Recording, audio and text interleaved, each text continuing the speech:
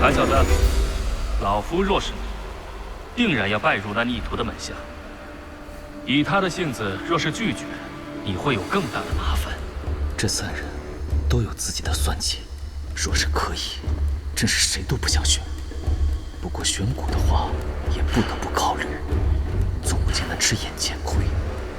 老夫再提醒你一句，本祖师精于炼鬼之术，就算血雨之主死了，也能将其制成炼鬼驱使。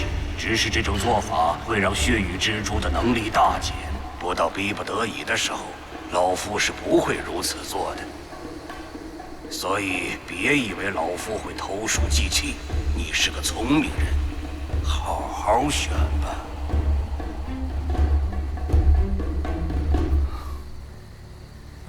在下，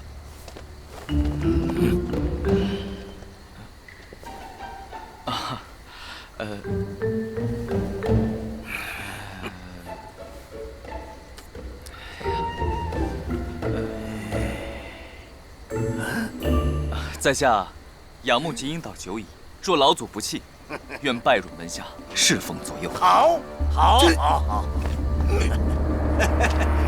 好徒弟，从今日起，你就是老夫的亲传弟子了。此物名曰玄阴环，是老夫早年得到的一件法宝，既是师徒信物，也可防身。他日等你正式拜师，为师还另有好东西相赠。这逆徒，此物明明是我赐予他的阴阳环，竟然连名字都改。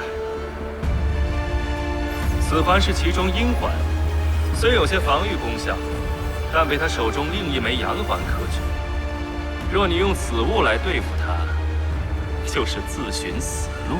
夹在这些心机深沉的老怪物中间，若不留神应对，怕是要没命的。只是如今形势所迫，也只能伺机而